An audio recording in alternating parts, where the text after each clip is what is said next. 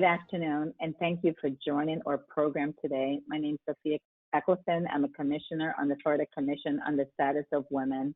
I have served on the commission since 2018. The commission is a nonpartisan representative body of 22 volunteer women appointed by the Florida governor, members of the cabinet, Speaker of the House, and President of the Senate. The commission is focused on raising awareness of the issues impacting Florida women and providing a platform for those seeking information on the issues that affect women, girls, and families in our state. In doing so, we strive to be a resource for lawmakers, businesses, and residents so they have a better understanding of these important issues. Before the COVID-19 pandemic, we met with women in their communities all over the state of Florida and quickly learned that affordable housing was one of the 5 key issues of concern to them and their families. No matter where they were located, that was the issue. We know the pandemic has even made this issue worse. Data from the Florida Housing Coalition shows us that more than 1 in 4 households are considered housing cost burden. That is spending more than 30% of their household income on housing. The headlines tell us that the problem is only getting worse, especially in Florida, where housing costs are climbing. So that brings us to today, where we are pleased to be joined by a panel of experts from across the state to discuss this issue. So it is with great honor for me to introduce Florida Senator Kathleen Passidomo of Naples. Senator Kathleen Passidomo was elected to the Florida Senate in November 2016 after serving 6 years in the Florida House of Representatives. Senator Passidomo received her law degree from Stetson University College of Law and built her practice around real estate and business law in Naples. She was in the first group of attorneys in the state to obtain a board certification in real estate law. Her peers elected her to serve as president of both the Collier County Bar Association and the Collier County Women's Bar Association. Senator Passidomo served 2 terms on the Florida Commission on the Status of Women, and she's also a former chair of the commission. Senator Passidomo, welcome.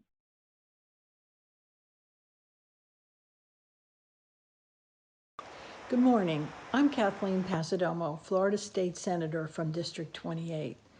Thank you for inviting me to be a part of this virtual LEAD Lunch and Learn hosted by the Florida Commission on the Status of Women.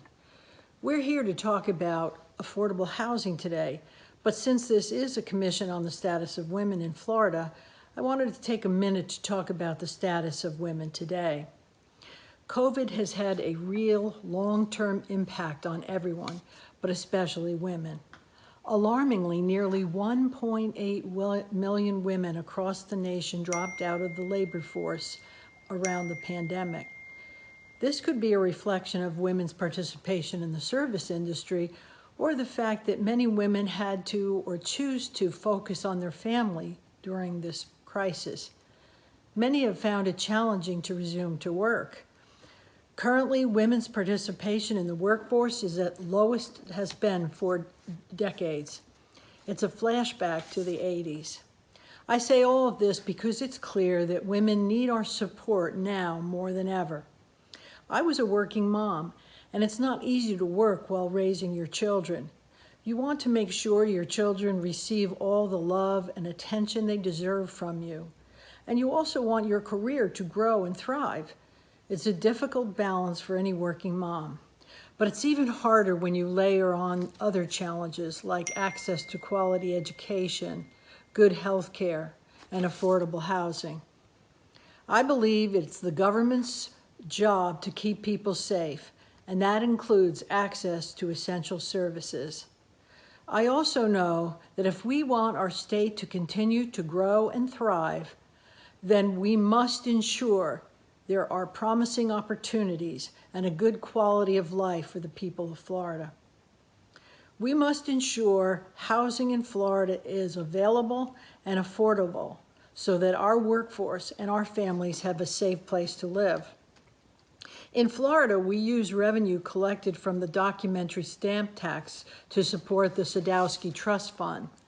The fund supports the construction of affordable homes, repairs of older residences, and supports for first-time homebuyers. This past legislative session, we passed a bill, SB 2512, that modernizes the distribution of the documentary stamp tax revenue. It ensures taxpayer dollars are invested in 3 key areas that are important to safe and affordable housing for Floridians: affordable housing construction and maintenance and down payment assistance, wastewater treatment programs, and resiliency of our infrastructure.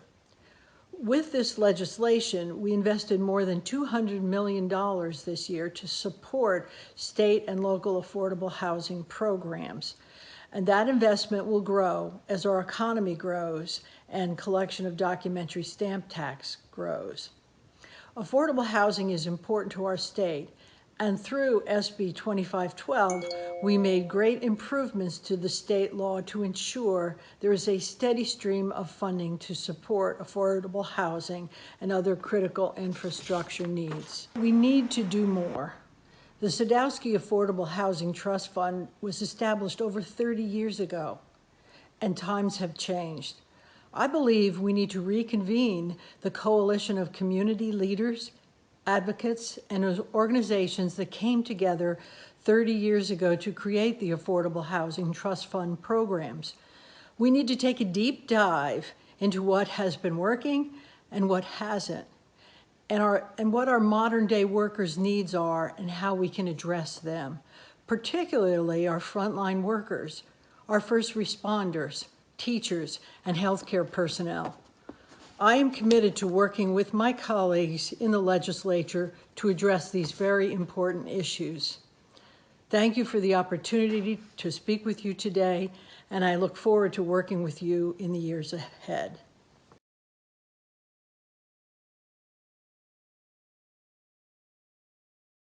Thank you, Senator Passidomo. That was very enlightening. Thank you for sharing that with us.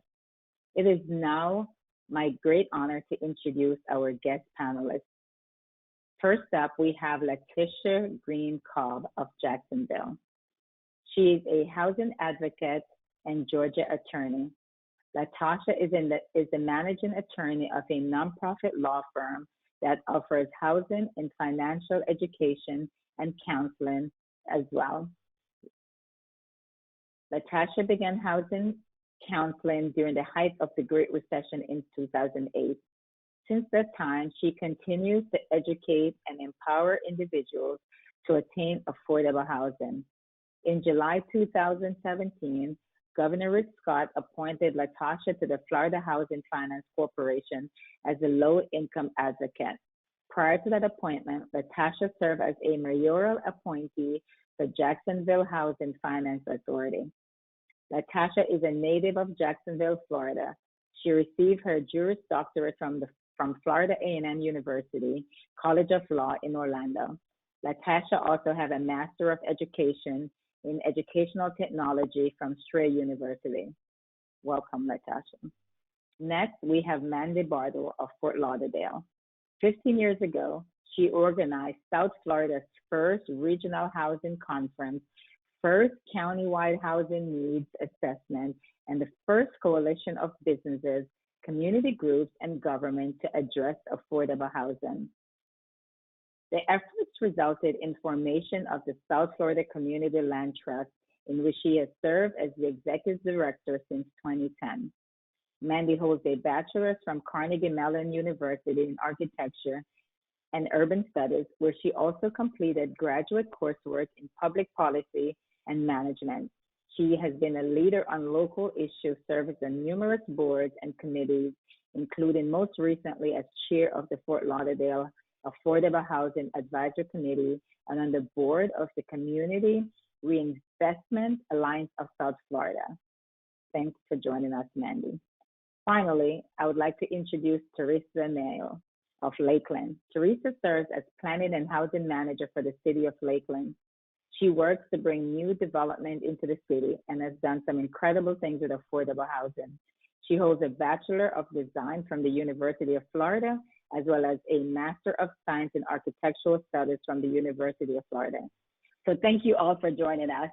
I wanted to make sure we get all the introductions out of the way. So let's get started, ladies. Latasha, I'll start with you. I think for me, one of the most important thing is to start with a definition of what's the difference between affordable housing and low income housing. And then we can get into the discussion, because I think sometimes that's where a lot of people get them confused. We can start with you, and we can move on to the next questions. Or Mandy, if you want to take a stab at it, or Teresa, we can do that as well. Thank you, Commissioner Eccleston.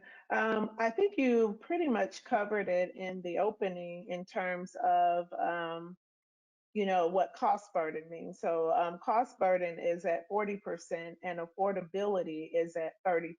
So when you look at a person's gross income, you're looking at how is that gross income applied to household as well as utility costs. And so affordability is anything 30% or less. And of course, when we look at low income, we're looking at area median income.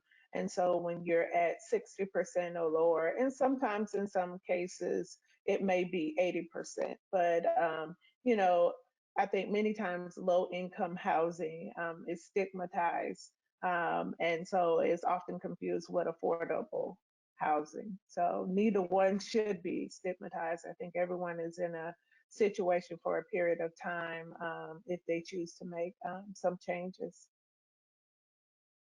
Yeah, and I would add, I think that's a great way to start off, because a lot of times I hear people in conversations at commission meetings where folks get caught up in the definitions and never get to the solutions. So I'm glad we're getting it out of the way now.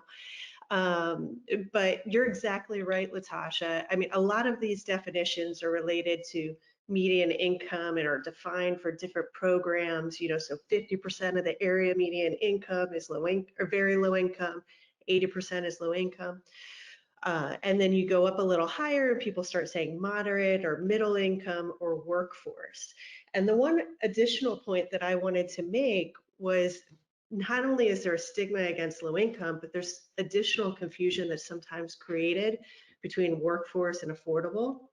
And it's somewhat of a misnomer, because we know most of our workforce is actually low income, right? But the perception and the definitions that are used these are more middle income folks. So I just wanted to put that out there, that when we are looking at the stigma, that we remember that even low income individuals, some of them might be on different welfare programs for different reasons, but the majority of them are actually part of our working poor in the state. Teresa, did you have anything you wanted to add? No, I did want to add that I think those definitions are important, particularly for people in local government that deal with development applications and requests for projects that are coming in with housing units. So a lot of times on the development side, we'll hear the developers refer to a project as being affordable or workforce housing, and it doesn't necessarily meet those definitions that we are bound to in terms of administering grant funds. And then they tend to use the term affordability quite a bit to try to get around those definitions. So yeah, I think that's key, is for everyone to understand that it is very much defined and based on income levels and statistics and economics of what area median income is. So that is something that we work within when we are dealing with developments coming in and wanting to get incentives for affordable housing. And one of the things I know is the buzzwords, especially on the local government side, is more to talk about workforce housing, right? And a lot of times when they're dealing with the developers, they're using the term workforce housing rather than, because of the stigma, like you said, associated with low income housing. So thank you, ladies. I wanted to make sure we get that out of the way, because there's always been so many different, definitions of the two. So let's talk about, and Mandy, I'll start with you. What are some of the things that your organization is doing to, either make an impact or addressing, the affordable housing issue that we're dealing with right now? Yeah, thank you. And I can't help myself, I'm an architect by training, so if Kelly can help me with some of my slides, I'd love to show a few images of the projects that we've either completed or that we're working on. Perfect, thank you so much, Kelly. So before I talk about our organization and what we do, I want to share a few reasons about why we do what we do. So within the South Florida Community Land Trust, we have a couple core beliefs. And one of them is that everything important in our lives starts at home, right? Access to all the opportunities, whether it's a good job, a good school, healthy foods, it all starts at home. The second thing I want to point out is that cities and communities and their character and charm, those start first and foremost by the people that are living there. And so we have to start building housing for the people living and working in our communities. And then the final point about who we are and why we do what we do is that we have a core belief, and this is part of our mission as an organization, that anything we build must hit these 3 points. It must be quality, it must be sustainable into the future, and it must be affordable, not just now, but again, forever and into the future for future generations. So if you go to the next slide, there is just kind of a couple ways that we do what we do. And one of them is that we use the community land trust model. And so when we started 15 years ago, there was a group of folks that were probably kind of similar to those on the line today from all different industries, whether it was from local governments or from employers or from real estate professionals. And we got together and we asked, how do you improve housing affordability? And there was a lot of good ideas that were generated around how do we bring down the cost to build? How do we add subsidies to make it more affordable? But then there was only one that came up with how do we protect affordability? And the way in which we do that is through a community land trust. And I'll give you just the short definition so you can hear from the other speakers. But the community land trust model, our nonprofit maintains ownership of the land. And by doing that and separating the ownership, we're protecting the affordability for the long term and for future generations. So we're teaching our home buyers as they buy one of these homes, they can't flip it, they can't sell it for market rate because they didn't buy it for market rate. Instead, they've got to pass that opportunity on to somebody else. We're also starting to use that now in multifamily development with big projects, knowing that if we're putting all this government subsidy to make these units affordable, we've got to make sure that they stay that way and they don't change and get, again, flipped to a higher price down the road. So we're using that community land trust model both on home ownership projects and on rental as ways to protect affordability. Thank you. And I have a follow-up before we move on to the other ladies to touch on that. So, I want to make sure that my audience, our audience understand the community land trust model. So are you saying that a homeowner who wants to build a house, they lease the land for a certain period of time? And can you say what that period of time is? And how, if they decide to sell or move, how does that work? Yeah. So it's a 99-year ground lease. And if there's any attorneys on the line, there is a reason for that. I'm not going to go into the detail, but that's considered ownership and the longest term we can do. Right. So it's a 90-year ground lease. And that's really our partnership. It's written to protect everybody. It's written to protect the subsidy from local government, the lender, the homeowner, and our organization. And within that, there are certain restrictions that the home buyer agrees to. And the biggest one is the price in which they can resell it for. And each land trust has a little bit of a different price or formula that they put in there. For us, we say you can get 10% of the market appreciation in the home, but you also get everything you put down on your deposit, that you've paid down on your principal, and all the monthly savings you got because you're paying a reduced mortgage, which often is less than people are paying in rent right now.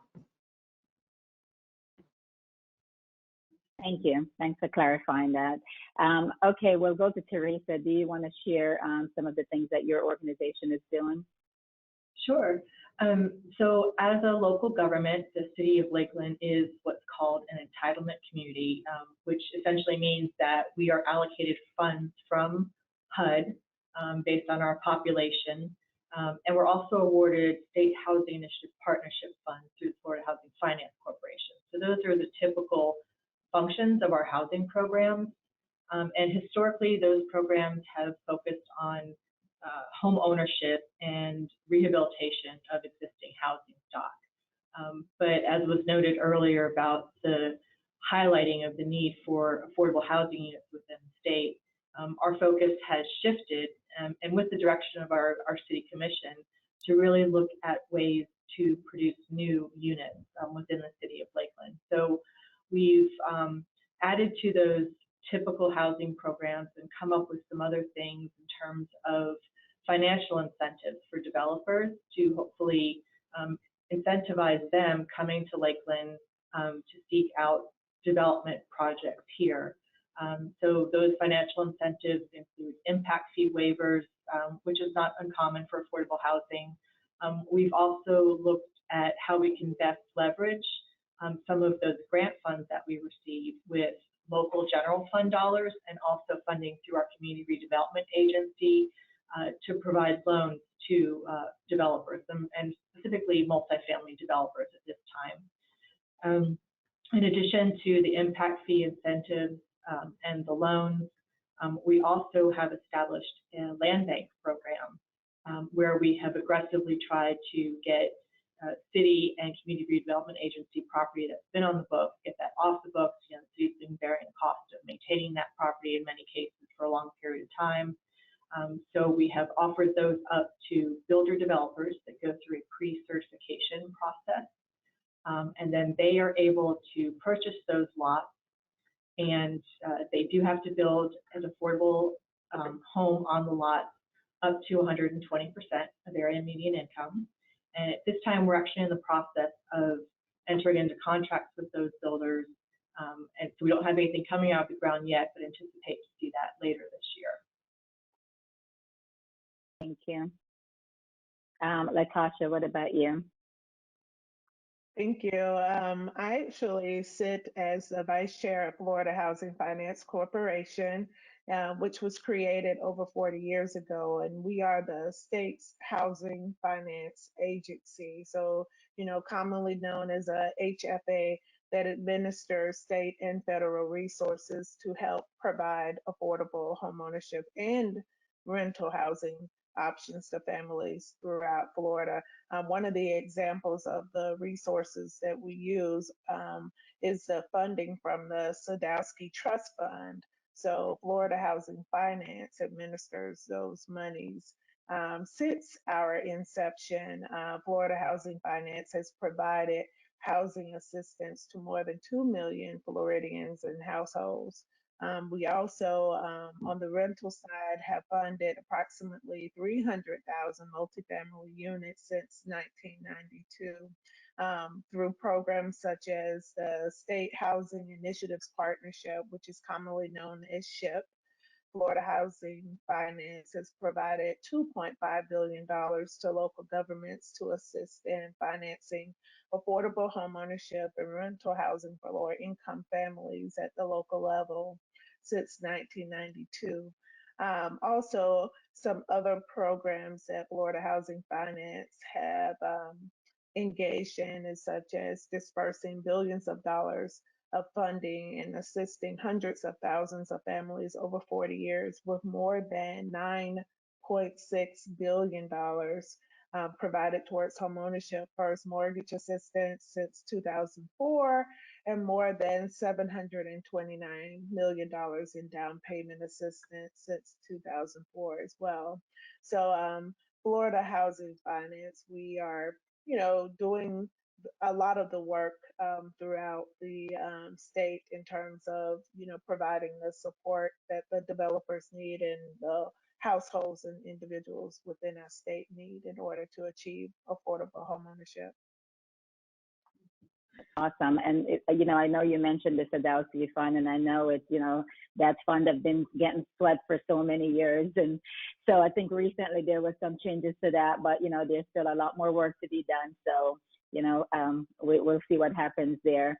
I want to shift gears a little bit and talk, you know, about COVID, because with COVID, not only are you seeing home prices go up, right? Which is good for people who have a home and is trying to sell a home, right? And because and also a lot of people are now working remote. So if you live in New York, you can now move to Florida and buy a home, and so there's less inventory. So how do you guys see that affecting people trying to find affordable housing and even renters? What are some of the issues that you guys are seeing right now? And I can start with you, Teresa. Yeah. So on the administrative side and the staffing side, being that local government that's administering those funds, the impact to the staff has been that we had to completely switch gears last year and deal with redirecting our attention to administering all of the COVID relief funds that were coming down through the federal or from the federal government and even down through state level. So because of that, we weren't able to focus as much as we would have liked to have in new programs to create new units. So I think that has an impact in that now there's going to be a delay with us getting some more units online in a time frame that we had thought would be sooner. And so I think looking forward now with some of the funds that we know that we are going to be receiving through the Home American Rescue Plan funding source, that will likely look to using some of those for tenant-based rental assistance, rapid rehousing, and new construction as well. So, we know that there's been an impact to the community, and we're trying to be responsive in looking at how we deal with COVID first, but then also knowing that we have a longer-term problem to solve, and trying to find that balance in both creating new programs and then also trying to be reactive to these funds that are coming down to us. So, and I have a follow-up question to you. So I sit on the Palm Beach County Homeless Advisory Board, and I remember having one of the representative from the school board district who came to speak to us about, kids in the school who are homeless. And I remember, and I could be wrong on the number, but I think he said something like they had about $6 million, right, to spend on that issue that they got because of COVID and from the federal government. And I said, well, why can't we just build homes for all of those families that are homeless, right? So it just seems like $6 million, we could build a lot of homes. And I say that, and the reason I want to have a follow-up with you is, do you find obstacles, you get all this money from the federal government, but do you find that there's a lot of restrictions in how you can spend that money, so it limits you to really have the impact that you want? Do you see that at that level? With the COVID relief funds, there's actually, I think, quite a bit of flexibility built into that. The traditional programs of, home and SHIP, there are restrictions obviously with that, but again, we've been learning how to work with those within those limitations, and then using our local funding to be able to get a little bit more flexibility. But I think it's just, again, that we're having to be reactive here with these COVID funds, and then maybe not have much of a focus as we'd like to on getting those new units in, particularly for families. So that's been a focus here too of our city commission, knowing that there is that issue within the public school system, and how can we best get units, not only new units, but units that can accommodate families, the ones that are 2 bedrooms or greater in size. So that's been one of the challenges for us, is in getting developers to want to build to that model and not just do a 1-bedroom studio and not address the need for families. Awesome, thank you. Latasha, I'll go to you next. I would, definitely echo what Ms. Bayo has said, but also considering labor issues with COVID, because it does affect capacity in terms of when you're dealing with construction, or you're dealing with trying to get people into affordable housing. COVID has affected our workforce. And so how many people are able to be active in order to respond to the needs across the state?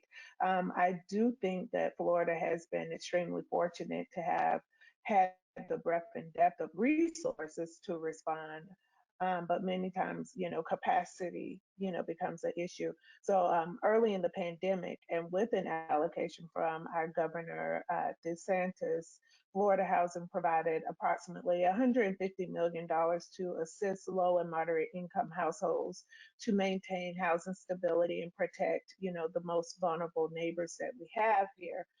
Through this effort, the team at Florida Housing Finance was able to provide rental and mortgage assistance to tens of thousands of households by collaborating with local government housing offices, such as the SHIP programs, affordable housing developers, and numerous nonprofit partners that either assisted with providing direct support to these households or provided technical assistance to those administering those programs.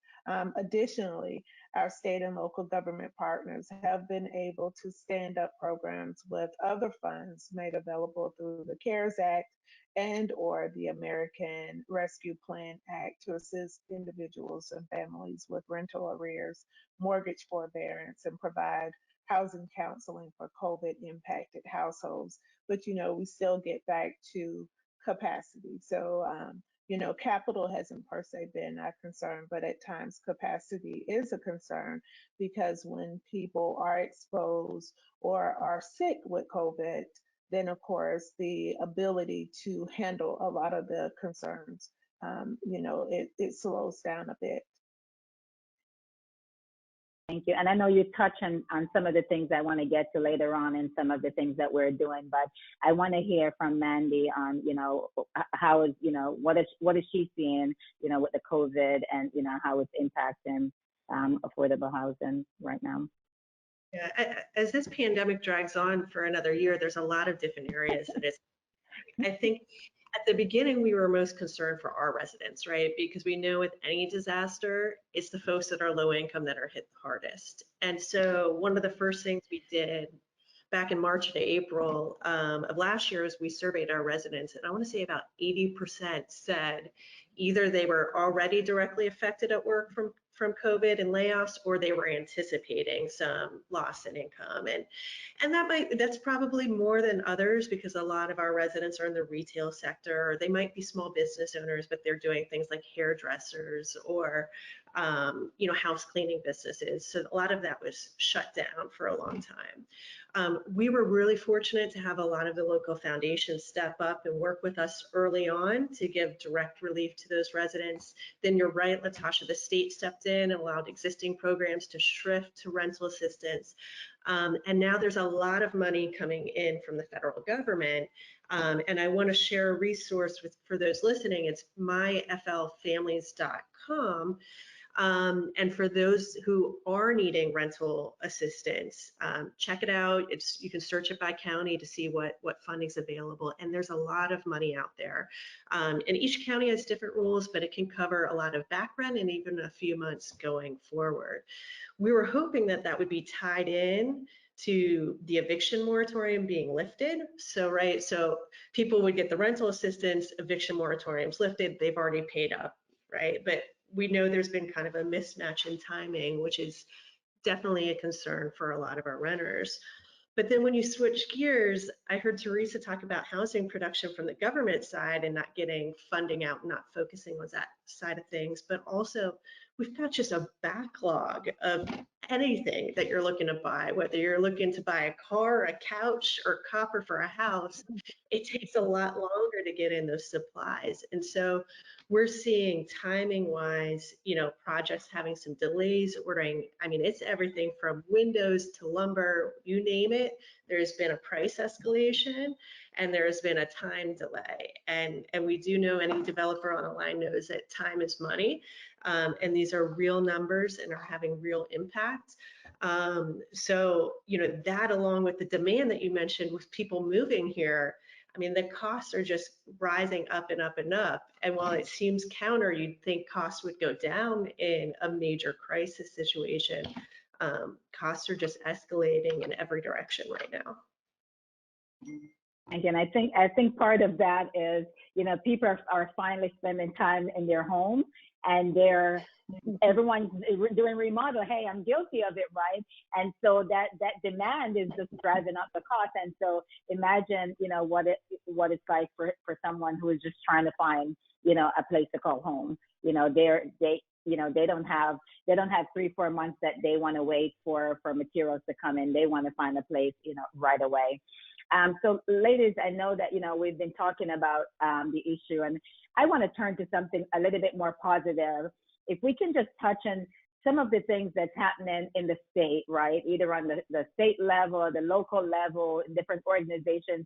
What are some of the things that, is happening that are helping affordable housing? I know, for example, in Palm Beach County, they have, for renters, they have so much money from the COVID relief that, they can help people who are struggling paying their mortgages or their rent. There's resources. So, let's talk about some of the, the good things that are happening to help this issue in the state. And Latasha, I can start with you from the finance level, or with an organization that, you're working with. What are some of the things that they're doing?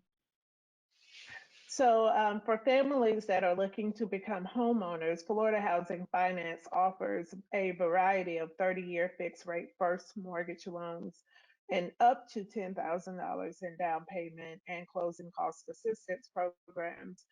Those interested should visit our website, and you can find that at Florida, spelled out FLORIDA, housing, HOUSING.org. And we ask that you click on the Home Buyer Programs wizard for more information on how to start the home buying process, and contact one of our over 250 trained participating lenders.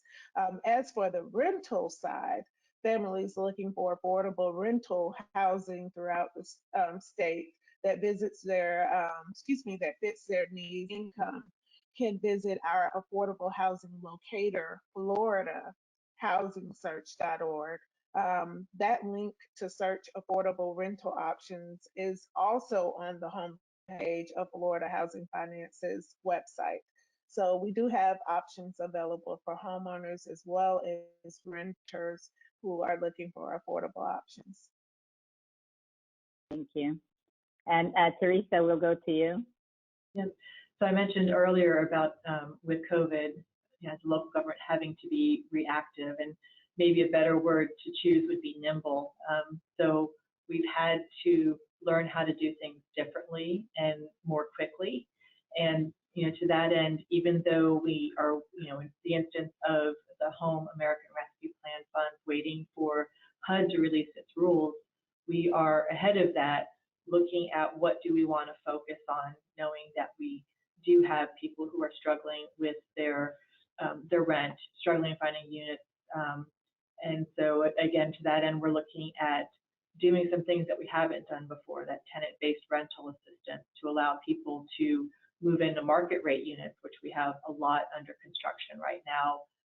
I know within this region, so I'm imagining it's the same throughout the state, trying to partner with some not-for-profits to do some additional rapid rehousing programs.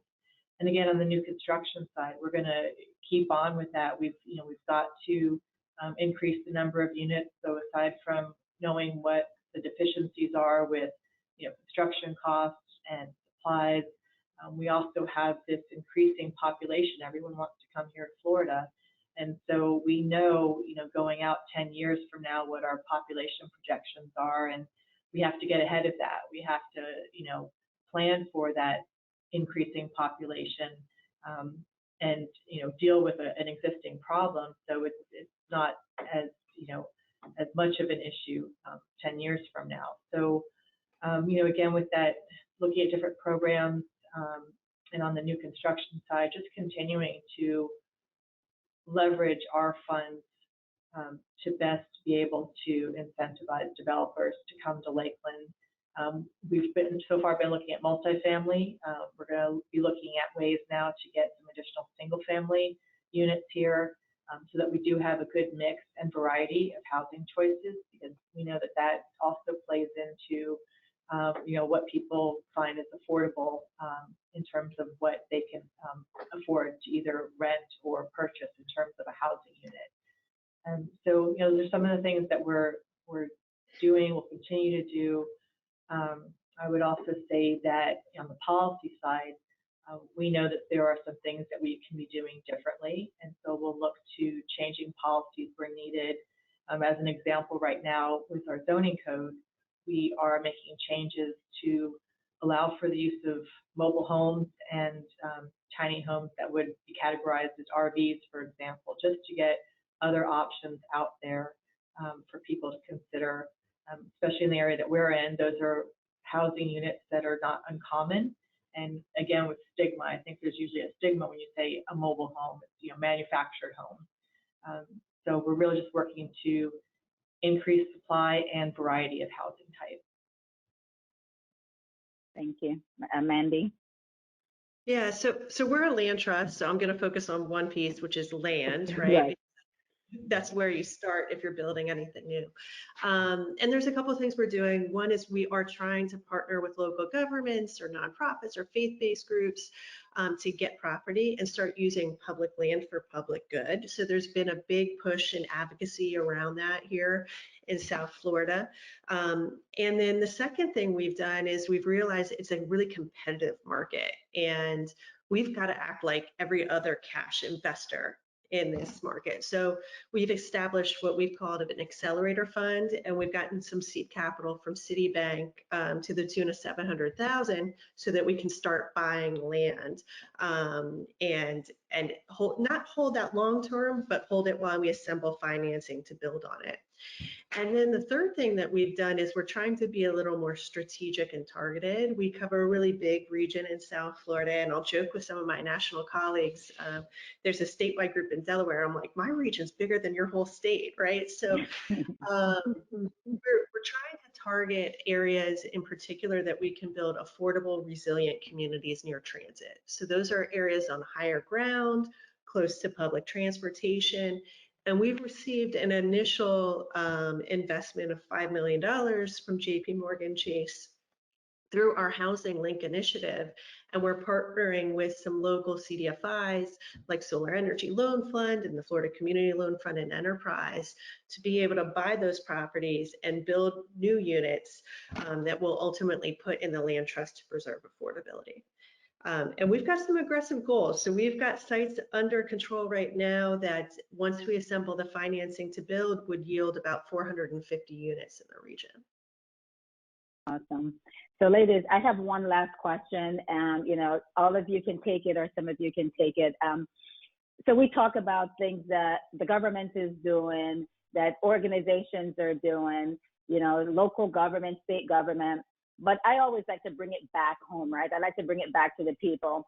And we have, people who are watching who may not necessarily need affordable housing, but may be landlords or maybe homeowners or maybe, have investment properties, or you may have people who need affordable housing.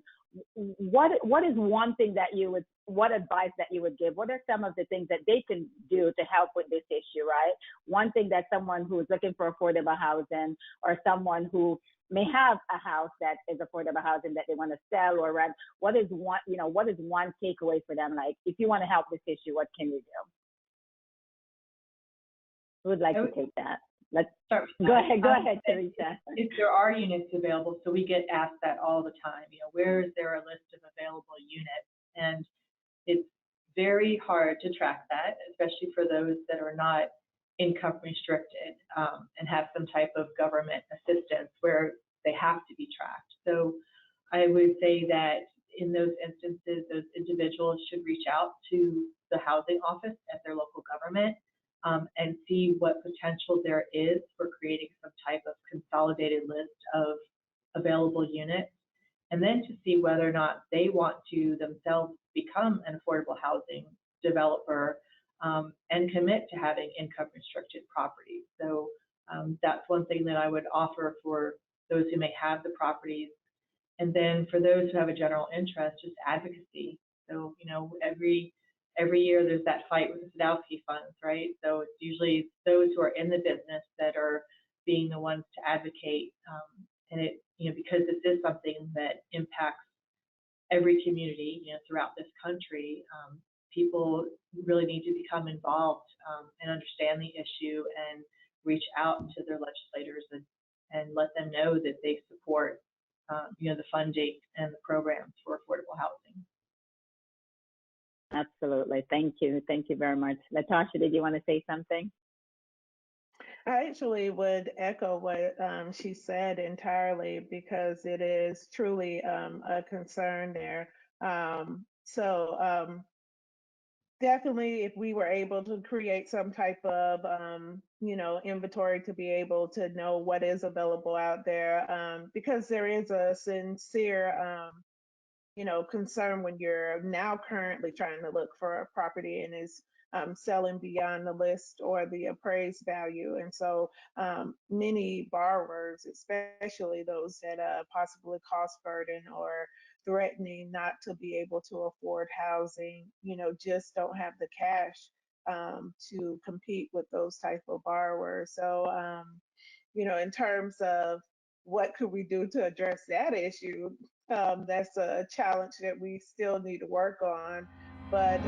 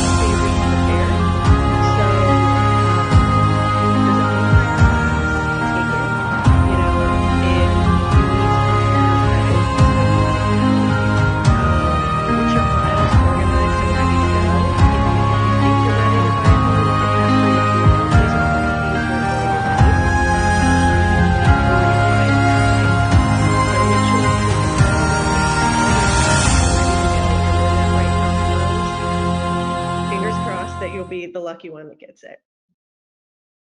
Awesome. Well, ladies, this is. Well, Commissioner, go ahead.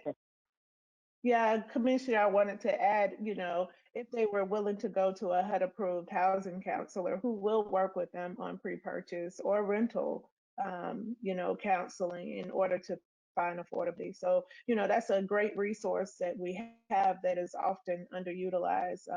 And now, our HUD counselors are nationally certified. So, they clearly know, how to assist the homeowners and the renters. So utilize that. Great, awesome. Well, ladies, this has been really an informative session, and I know that our viewers will definitely take away some really important nuggets from this conversation. So thank you, ladies, for taking your time to participate in this event and supporting the Florida Commission Status of Women. On behalf of the Commission, I say thank you. I know that this is definitely going to be helpful to a lot of the women in the state of Florida. So thank you. Thank you. Thank you. Thank you for having me.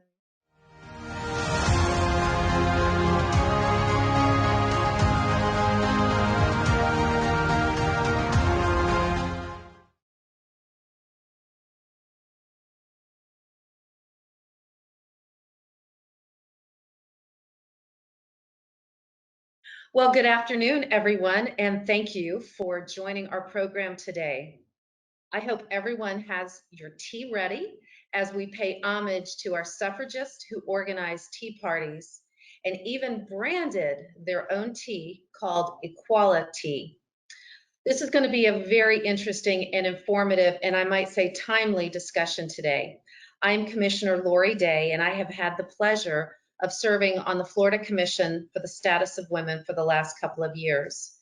Starting in 1991, the Commission, which is a nonpartisan body, became comprised of 22 commissioners who focused on raising awareness of women's contributions and successes across the state. The Commission hosts community conversations like these and educational forums and seminars on issues impacting the lives of women. If you'd like to know more about the Commission, we invite you to come check out our website, see some of the things coming up, and you can find that at www.fcsw.net.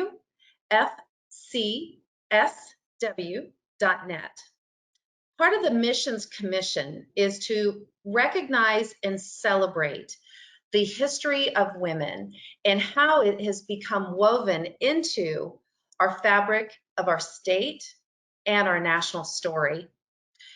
The courageous vision championed by women of past generations is remarkable, and it inspires us to defend our dreams and also create opportunities for those yet to come. This year, 2020, marks the 100th anniversary of the passage of the 19th Amendment, which allows U.S. citizens to vote regardless of sex. For 70 years, women throughout the United States have organized and petitioned at the state and national levels for their right to vote. And on August 18th in 1920, the U.S. women won a huge battle, and it became the ratification of the 19th Amendment in Tennessee.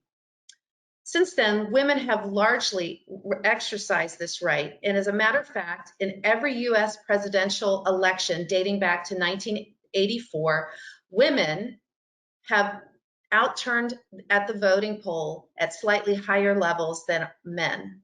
And women, quite frankly, are running for office more now. And we're going to learn more about that.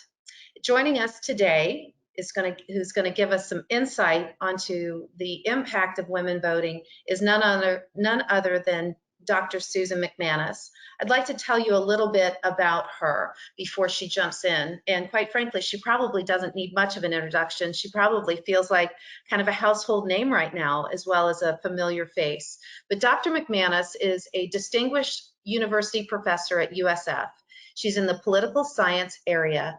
And Dr. McManus received her MA from the University of Michigan and her PhD from from Florida State University. Dr. McManus lives in Florida and is a native Floridian, and she has authored and co-authored a number of publications.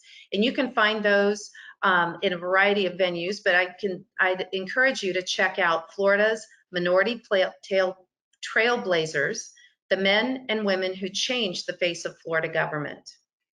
So from 1998 to 2015, Dr. McManus served as a political analyst for WFLA News Channel 8. And since 2016, she has been a political analyst for the ABC Action News. You may have seen her on a variety of broadcasts because she has appeared on every major broadcast in cable television and radio network and has been interviewed by major newspapers in Florida, in the US, and quite frankly, across the world. She serves on the UF Bob Graham Center for Public Service Council of Advisors and on the board of directors of the Florida Tax Watch Center for Florida Citizenship.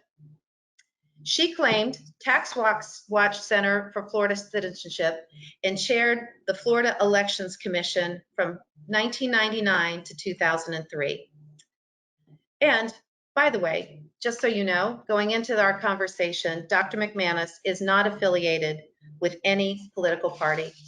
Welcome, Dr. McManus. I'd like to turn our program over to you, and thank you so much for being here today. Well, it's absolutely a pleasure to be here. I'm very honored to be asked to do this. This is a great year in so many ways, and what an election that we're having right now. And obviously, I'm trying to get my program up here, which, let's see if I can get it. My presentation, I don't know, can you see it or not? Yes, we can, Dr. McManus. Okay, terrific. Thank you. It's a little slow here on the whatever. And now? But what a year. And I want to focus a lot today on how we've gotten to the record year in terms of women running for office and the role of women in politics. We are, quite frankly, the nation's most diverse swing state and have been for decades. But especially this year, we're getting a lot of attention because how close we are and how diverse we are, and how important in terms of our share of the Electoral College votes that are needed to elect a president. No state looks like this. These are the trend lines in terms of party registration, and it doesn't get any more competitive between Democrats and Republicans than it is right now in Florida, with only about 134, 135,000 registrants differ between Democrats and Republicans. But as we're going to see here today, one of the real stories of Florida politics and the involvement of women has been the rise of the no party affiliation, which is a growing portion of our electorate and very important and often very split. Just a little bit about our state. We have 10 media markets. Some states only have one. 45% of our registered voters right now live in the I-4 corridor, which is the Tampa and Orlando media markets, and followed by the two Southeast Florida markets, Miami and Palm Beach, and then Jacksonville and so forth. Now, while we have a few markets that are very small in a state like ours, you cannot ignore any of these markets. And there are women voters, obviously, in all 10. It is true that the most competitive from a party perspective are the I-4 corridor markets, where the difference between Democrats and Republicans is narrowest. So that would be Tampa and Orlando, again, down the way. But you can see some markets like Panama City where there's obviously one party more dominant. And if you look in some of the other ones, you see, for example, Miami more Democratic dominant than the state at large. But this is another dimension of Florida that's critical in understanding the difficulties of campaigning here, and on the plus side, the diversity of women in our state and their interest in involvement in politics. But you can see drastic differences in the racial and ethnic composition of Florida's 10 media markets, with the most diverse and a majority non-white, the Miami media market. But a lot of other places that are more one party oriented or one race oriented, but for the most part, you put it all together in winning a statewide race, that you have to reach all these different places and all the women in them, often a little bit differently. It is true that women make up 52% of Florida's registrants. It's also important that you note that around 3% of our registrants refuse to accept a binary definition of gender. And I'm going to show you some patterns on that. But it is true that for a long while, women have been a majority of Florida's registrants. We also have some interesting patterns here when you compare Florida's female voters and male voters. You'll notice among our women voters that registrants that a plurality are Democrats, followed by Republicans, and then NPAs. Among males, it's plurality Republicans and Democrats and NPAs. But among this other group, who's frankly among their younger population, you see more NPAs. So you really have to consider all of these kinds of differences when you think about the women's vote in Florida.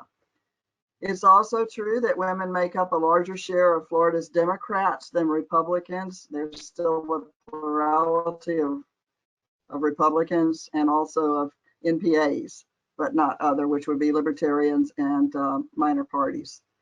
Our diversity statewide looks like this. These are current registered voters. Hispanics, 17% of the share, Blacks, 13%, Asians, 2%, other, which is often biracial or multiracial. It's also true that we see the biggest gender gap among our racial and ethnic minorities. I've highlighted them here on this graphic, where you see that it is particularly noticeable that there are a larger share of women, Hispanic voters, registered voters, Blacks, and Asians. And it's a little bit narrow among Florida's white population. But there's a big reason why you see this real gender gap among women of color. And it's because of the fact, and these are national statistics, but they're also true in Florida.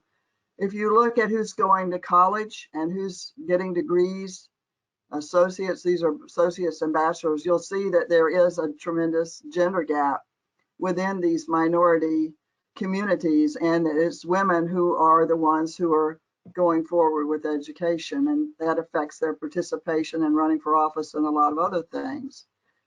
It's also true that Florida is not just a senior state like so many people think. In fact, 45% of our current registrants are under age 50, and 45% of them is a number that a lot of people just are staggered by when they see.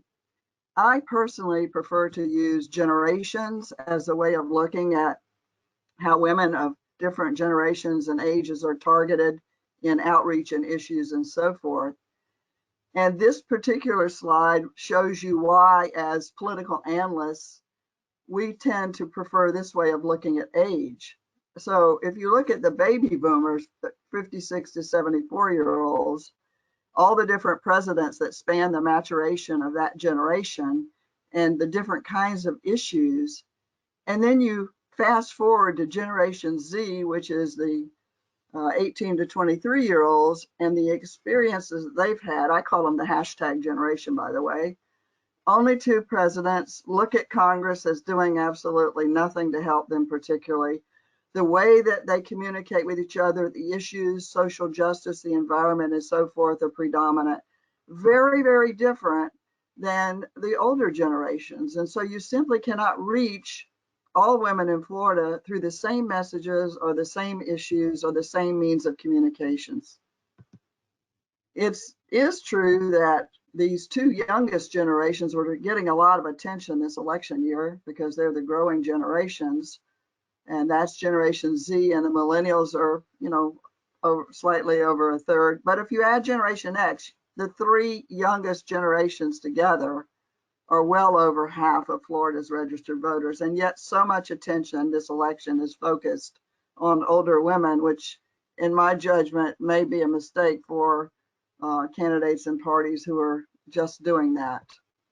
It's also true that you have a very different and wider gender gap among older generation, greatest generation, compared to Generation Z, and you'll notice there that there's much less difference in terms of gender gap, but you also see a higher percentage of people who are, registering as will refuse to give their gender ID, and that's a growing pattern among younger voters. This tells it all. This is a pattern that we're seeing not only in Florida, but across the country, and that's because Florida is often a bellwether state looking ahead. By far more younger generation members are choosing to register as no party affiliation, and I gave you some reasons why. This disgruntlement with politics as usual among the two parties. But let's switch over now a little bit. We've gone through registration, the different forms of activism that have characterized women's involvement in the political process nationally as well as in Florida. And I want to focus particularly on the last two because these are really the focal points of this year's election. Women running for office and hopefully winning offices. And to put it in perspective, we've come a long way since the early days. This gives us a feel for the fact that women are increasingly successful in grabbing offices in Florida, statewide executive offices, legislative and congressional offices. Still not where we'd like to be, but certainly that number is growing. But it's certainly important that we take a look at where we've come from. And a lot of this, I'm going to kind of go through it quickly because this will be posted online, and I would really like to focus on the 2020 election a little bit more. But it's important that we look at where we've come from. The first woman legislator was elected from Orange County, Edna Giles Fuller, in 1929. Then the first African-American woman elected from Miami, Gwen Cherry, 1970. And these quotes are from the book that I've written. I interviewed and studied the backgrounds and bios of a lot of these important women. And I love this quote because it pretty much reflects what a shock it was to the system at the time she was elected. The first Hispanic woman, a Cuban from South Florida, Ileana Ros-Lehtinen. She has a lot of firsts to her all the way through. First in the Florida House, first Cuban in the Florida Senate, first Hispanic woman ever in the U.S. House of Representatives. And you'll see Florida does have a lot of national trailblazers. The first woman of Asian ancestry, a Korean, is again from South Florida, Mimi McAndrews. Again, she was sort of a trailblazer and said she didn't realize how many Asian voters there were till she got elected and started getting a lot of contact. The first woman state senator, Beth Johnson. I think this is a lovely award that she received, the Susan B. Anthony Award, Democratic Woman of the Year, and the fact that she represented the 19th Amendment. What an accolade. Much attention to Carrie Meek, the first Black woman elected to the Florida Senate and the first two elected to the U.S. Congress from Florida. What a quote this was. And this was 1982 when she got elected to the Senate. And everyone was making a lot about it. And she says, well, should we have to make such a to-do about this? It should have happened a long time ago. But what a fighter. If we turn to our executive branch, you'll see that we have had 3 women lieutenant governors in Florida's history and represent the 3 largest racial and ethnic groups in our state. How about that? Toni Jennings, Jennifer Carroll, and our current Jeanette Nunez. The first woman elected to the Florida cabinet was, as Commissioner of Education, was Betty Castor from the Tampa area. And she had also served in the Senate as a pro tem and as president of the University of South Florida. I had to say that. First and only 2 women that have been attorneys general, part of the cabinet. Relatively recent event there. A lot of it's because more women are going to law school and more women are going to the judicial positions, as we'll see. And the first woman commissioner of agriculture, Nikki Fried. All of these really relatively recent. But it is true that we are currently being served by the first majority female cabinet in Florida's history. To turn to the judiciary, you really begin to see the entry of women at the trial court level and expanding their presence among district courts of appeal judges and Supreme Court justices. A lot of that, as I mentioned, again, has to do with education, and you certainly see it. The first woman Supreme Court justice appointed in 1985 was what we call, really kind of had a multiracial background. She was an Arab American justice, but she also was often referred to as the first Hispanic justice from where she came from. And she was the first female Chief Justice, but it was 1992. Peggy Quince, the first Black woman on the Supreme Court from Tampa, and the first Black woman elected to a statewide office because she had to go through a retention election, which was a statewide election, and the first African American Chief Justice. The first Hispanic woman to the court is a relatively recent appointee from Miami, but she's already gone on to the Federal Court of Appeals. But again, path-breaking, all these women. And in terms of Congress, the first woman from Congress elected from Florida was Ruth Bryan Owen. I think most people know her name, as she went on to serve in a number of other capacities in the United Nations. First Hispanic woman to Congress, Ileana Ros-Lehtinen, elected in 1989. And we have 2 firsts Black women elected to the U.S. House from Florida. Carrie Meek, 1992. I love this particular experience, this expression, because she was friends, very close friends, with the second woman who was also elected in 92, Corinne Brown, who points out that Gwen Sawyer Cherry from her FAMU days really got her interested in politics. And this says a lot about the role of women in mentorship and encouraging other women to run for office.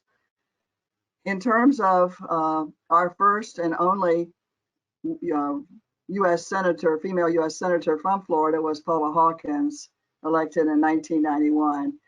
Today, you would be outraged if you saw anybody asking a U.S. Senator female about who was going to do her laundry. Let's get real. So this is where I want to really emphasize today is how many races we have up and how many women we have running for congressional and state legislative contests in Florida, and how much of a difference, depending on which party prevails or which candidate prevails, how much of a difference they could make in terms of the makeup of the Florida delegation to the U.S. Congress and particularly to the Florida Senate. Probably not going to make a lot of difference in terms of Democratic pickup of the House, but most likely there will be women who gain seats there. We'll probably see an increase in women who are elected. But take a look at this staggering number. 177 women ran for either a congressional seat or a state Senate seat or a state House seat this year. Unbelievable. And you see there was greater sort of party parity on women candidates running for Congress, about equal percentages of Republican and Democratic women running for Congress. For the Senate and the House, more Democrats than Republicans. But this is also a staggering revelation and outcome of so many women going to college and getting into politics and the pathway being laid for them by those before them, and the emphasis on diversity and the diversity in our population at large. Look at this, 46% of all of the women candidates running this year were women of color. And the tremendous background, Blacks, Latinas, those from Middle Eastern or North African countries, Asians, multiracial. Only one were we unable to discern the gender for, but this is a remarkable change in the candidacies that we're seeing for offices in our state. 131 of them made it to the general election, but you also see the number of women who are ending up, a number of these races that are ending up as women versus women. Again, a remarkable change in the faces of who's running for office.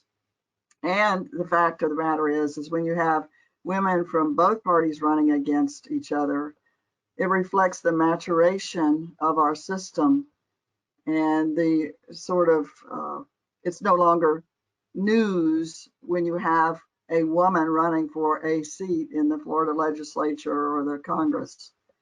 So you hear there's a racial makeup of the 131 women who are running in the general election this time. Again, varied tremendously, diversity, loud and clear.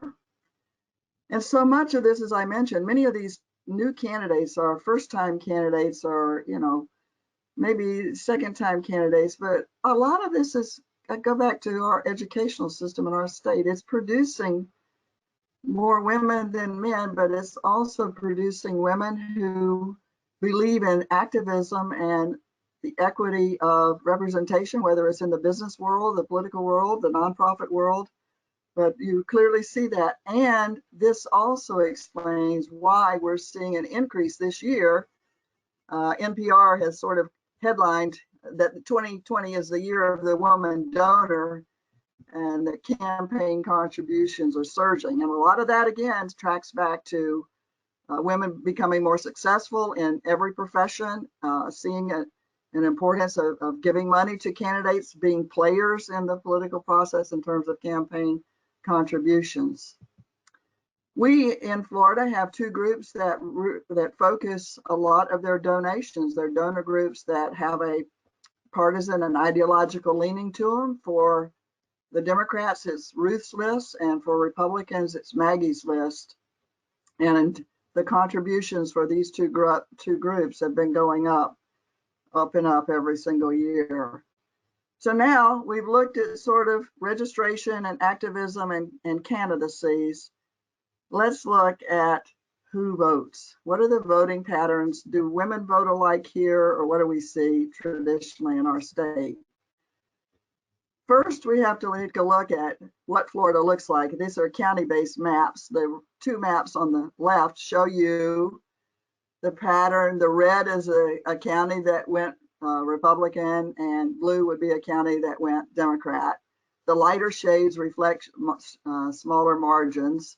And if you just go from 2012 to 2016, there's some changes. But then if you go over to the governor's race in 2018, you see, again, some of the areas are becoming a little bit bluer or a little bit lighter shade of red and blue.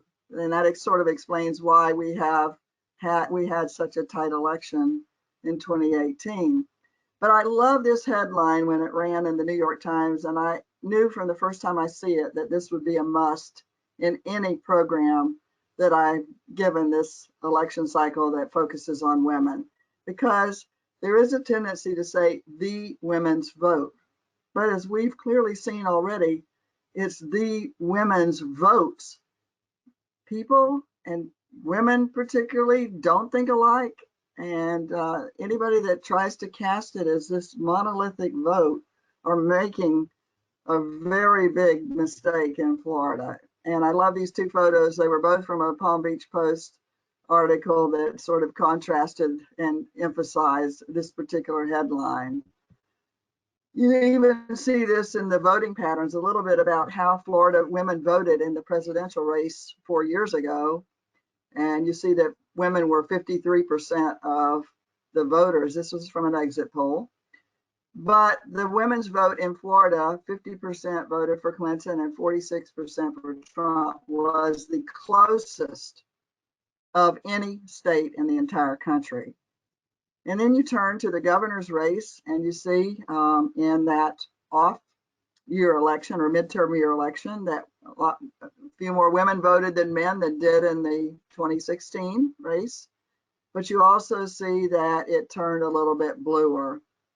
So what are we thinking about right now as to what we might expect in 2016? Well, let's just take a look here, because you see that if you look at gender and party, you kind of see that Democrat men and women voted for Clinton, Republican men and women voted for Trump.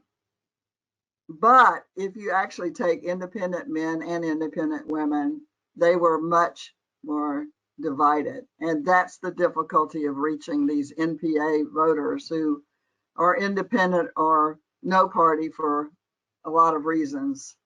And then you see the independent women voted a little bit more blue in 2018 in the governor's race. And a lot of that too is also driven by age. As we said earlier, a larger and larger share of NPAs tend to be younger voters. It is also true, we've looked at vote patterns. Now let's take a look at the really, really important one in our state, and that's turnout. Now, this is a national statistic that I think was cited by Lori in her introduction, and that is that women have outvoted men in terms of turning out to vote since 1980 across the country. And if you just take a look at, in 2018, Florida, the vote party and gender, you'll see that women, particularly among Democrats, turned out at a much higher rate than men or people who were other gender. But in general, the Republican turnout is higher than Democrat in Florida, and that's been that way for a while as well. So here we are.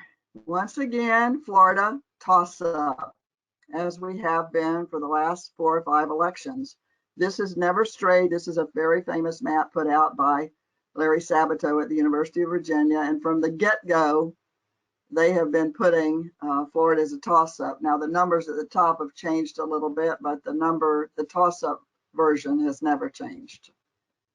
And wouldn't you know, if you haven't seen enough TV ads, well, here's the reason why: because the fact that Florida is the most divided state in the country and the biggest prize in terms of electoral college votes.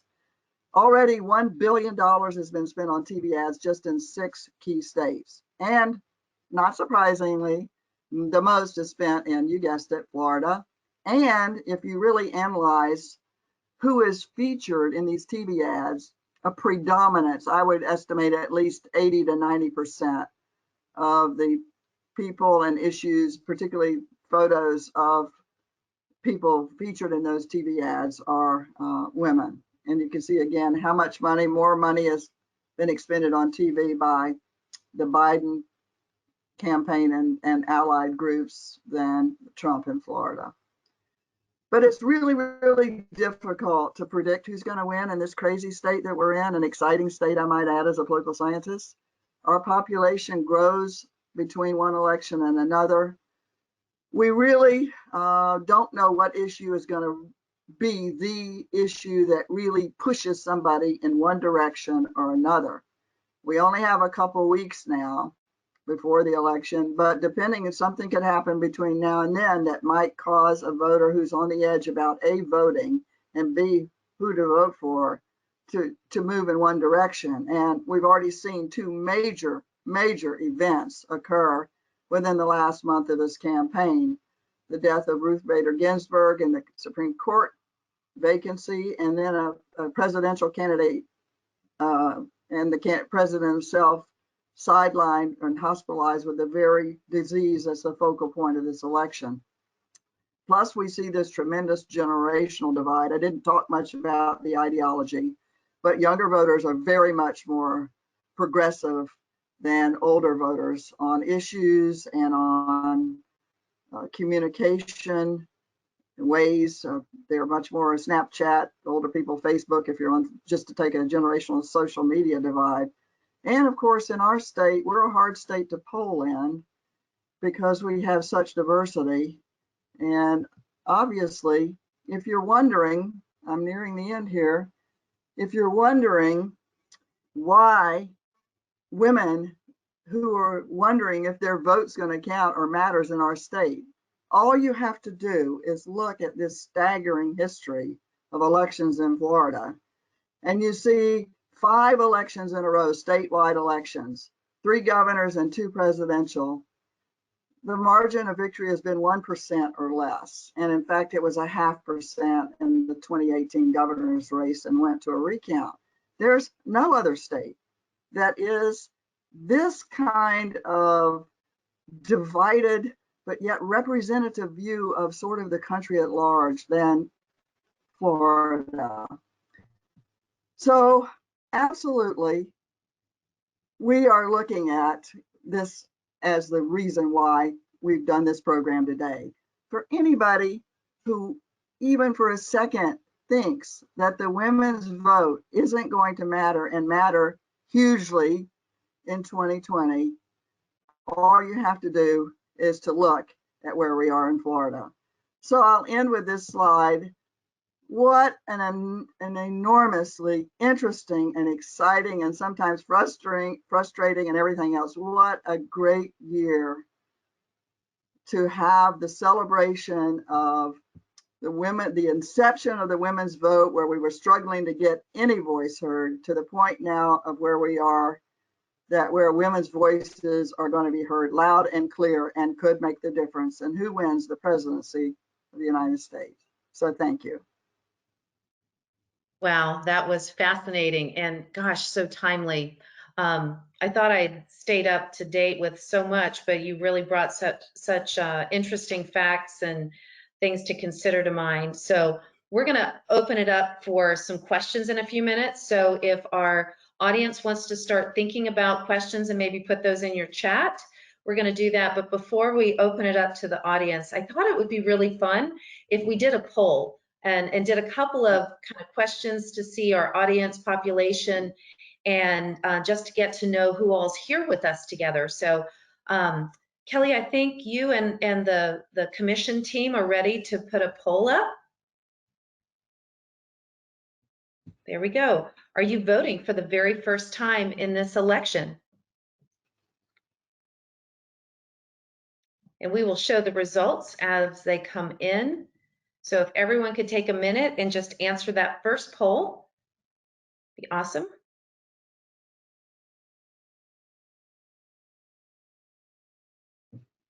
All right. So our next poll coming up here is, do I see a next poll?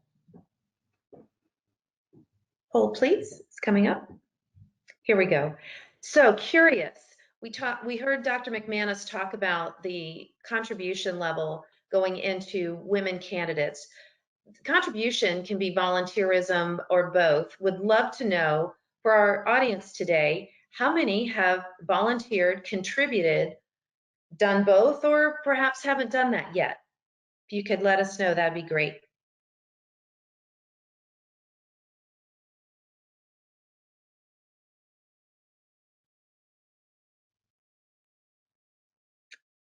Fantastic. And I think we have, oh, look at that. So I didn't see the results of the first one, but here, if we look, we have almost half, almost 50% of our audience with us today has both contributed and volunteered. So I think that's a pretty phenomenal showing of how we're all getting involved as women in what's happening in our state and in our country. And I think we may have one more poll, if I'm not mistaken. Here we go. So Dr. McManus talked about the different generations and would love for everyone to select the generation that you associate with. We've consolidated the greatest generation and the silent generation all together as one. But if you would just note here where you fall.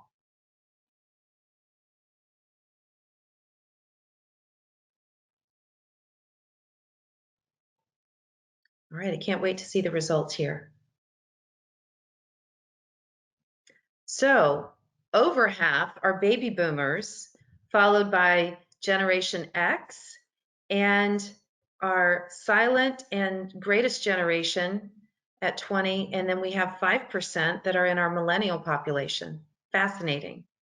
So with that question, I think the first question I'd like to bring up to Dr. McManus, and maybe you could give us some insight.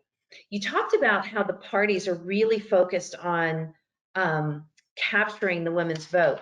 What are the parties doing individually to reach out to women of all voting capacities? Could you talk a little bit about what the messages are or how they're approaching the marketing around getting women to vote for them?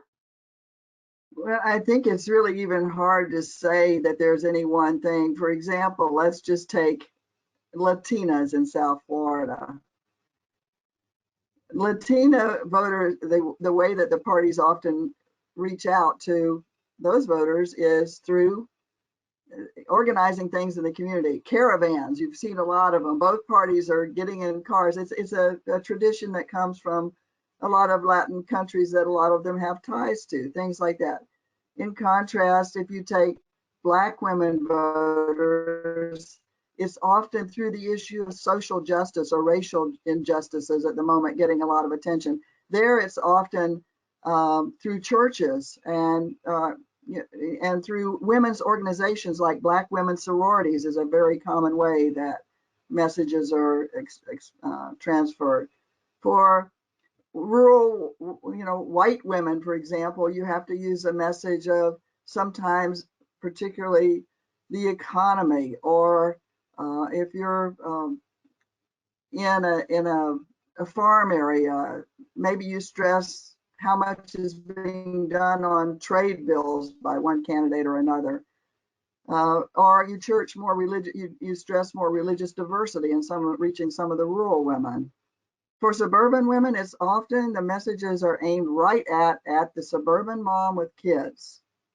So for some mothers right now, the messaging might be, if you're the Republicans, trying to encourage and support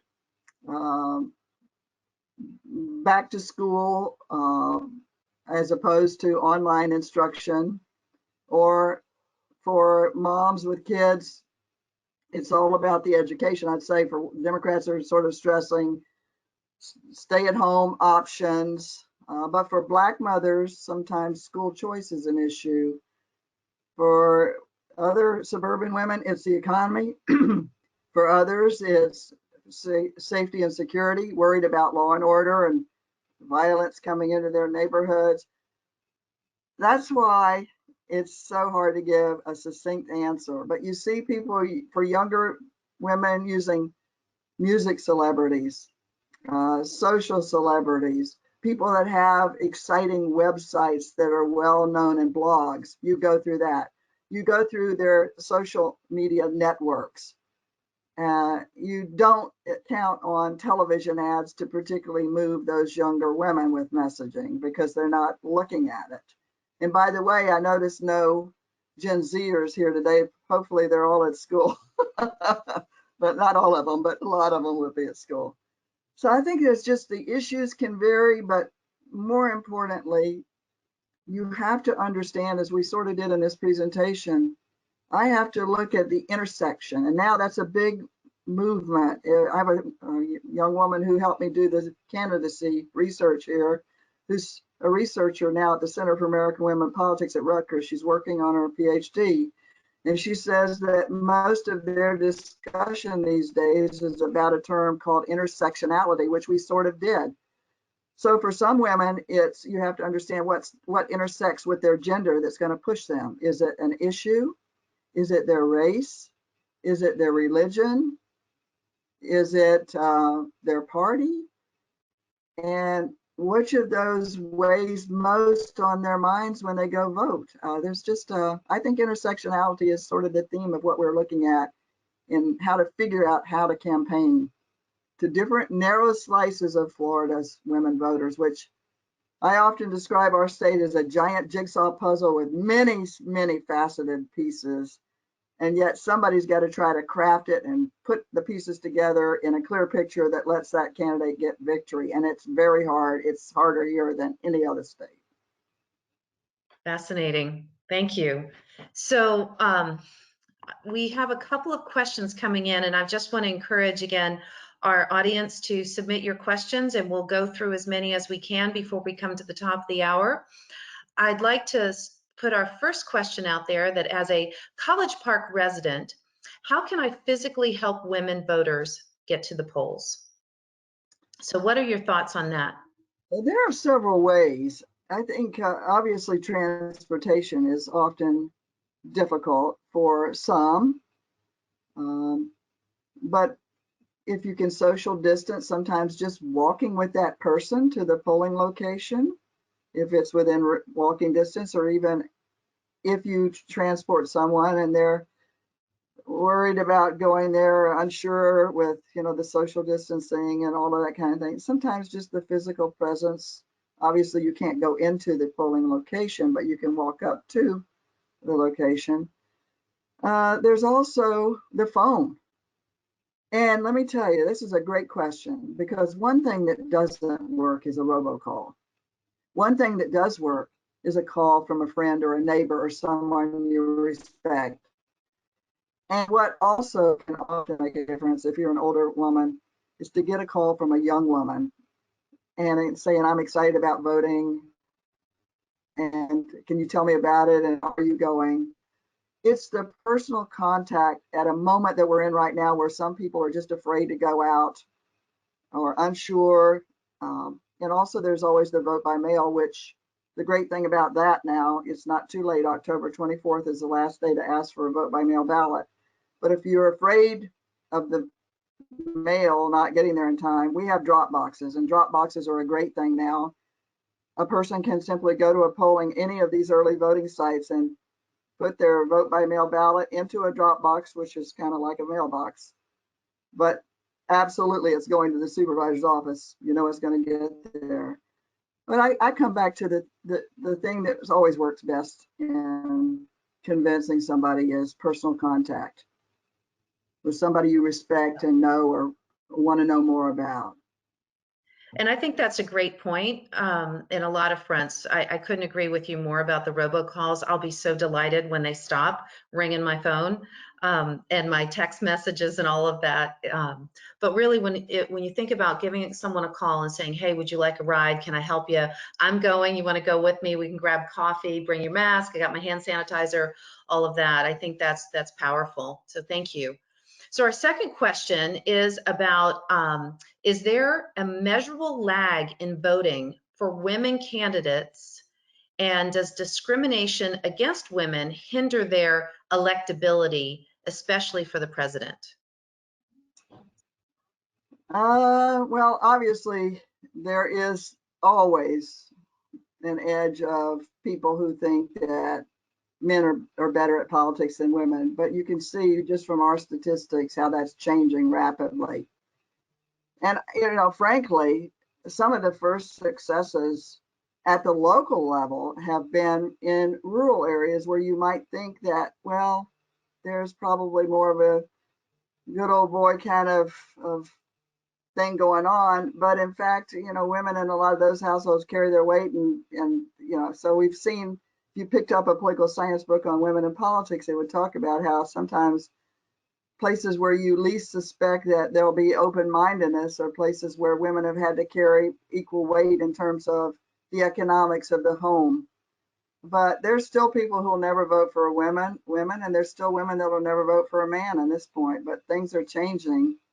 And as there are more women candidacies, and it's old news, it's not your gender that's grabbing the attention. It's more about you personally and what you stand for and what issues you want to push for that are gradually gaining significance. We're not there yet, but I think a lot of the question came from the fact that if you were a Democrat, you had to be really disappointed in the fact that there were some really good women candidates for the presidency and they didn't make it. Agreed. Our third question is, why do you think Republican women turnout is higher than Democratic women? It's a good question, and I think a lot of it boils down a bit, you can't say uniformly, but somewhat to a larger percentage of them are religious, I want to say that, families where there's a little bit more money, but even that's changing. And overall, a slightly higher percentage to go to college. So you get sort of an educational gap. You get religious issues coming in. The conservatism is sort of the glue that really pushes Republican women to turn out, and more conservative values and traditions. And there's less diversity, and sometimes the racial and ethnic diversities are the ones that have had to catch up in terms of education and knowing how to campaign and support and raising money. But now, as you see more and more women of color owning businesses and again going to college and going to law school and putting money into minority candidates, that's changing a bit. But historically, in general, whether it's a Republican man or woman, the turnout has been higher. A lot of it's the reasons I mentioned. Fantastic. So we have a final question, and then if I have time, I'm going to ask one more too, given today is the day. But the question from our audience is, what is your perspective, not on the results of the election per se, but on the results being challenged this year? What do you think will happen there? Do you think the results will be challenged?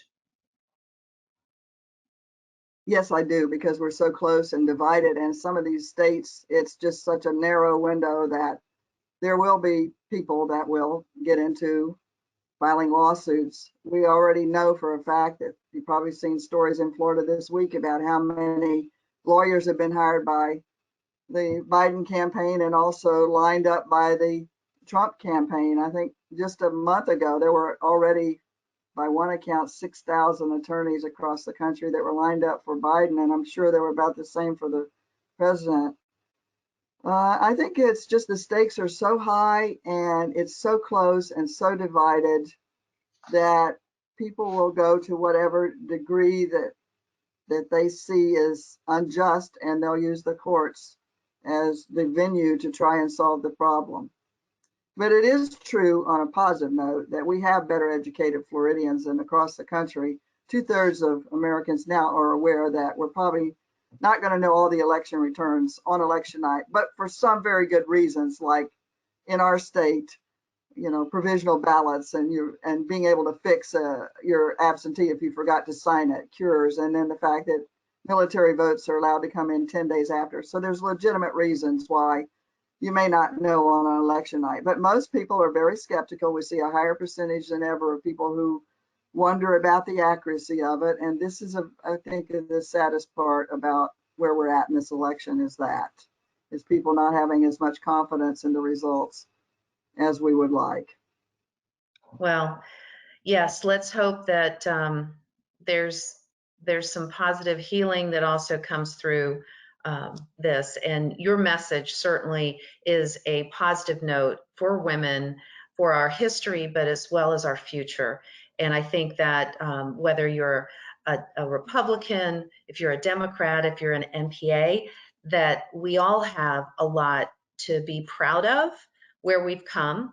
The fact that it's been 100 years and we keep getting stronger is fantastic. And the fact that we are leveraging our right to vote in a significant way is extremely important. So I'm going to encourage all of our attendees to not only, one, get out there and vote, but as Dr. McManus said, make that personal contact and reach out to someone who may either be unsure on how to go about doing that or getting there, and help them. So again, thank you, Dr. McManus, for being here. We'd like to just express our appreciation from the commission for you taking time out of your schedule, very busy right now, to be part of what we're doing today. And I also want to just say, for those that are here, if you like what you saw today, we have more of that coming, and we'll have other teas. But again, mark your calendar. The next one is November 5th at noon for our next suffrage tea. And we're going to look at the women's impact on the judicial system. So thank you to our staff at the Commission on the Status of Women, and for all of our participants who joined us today. We appreciate you coming, and cheers to you and your tea.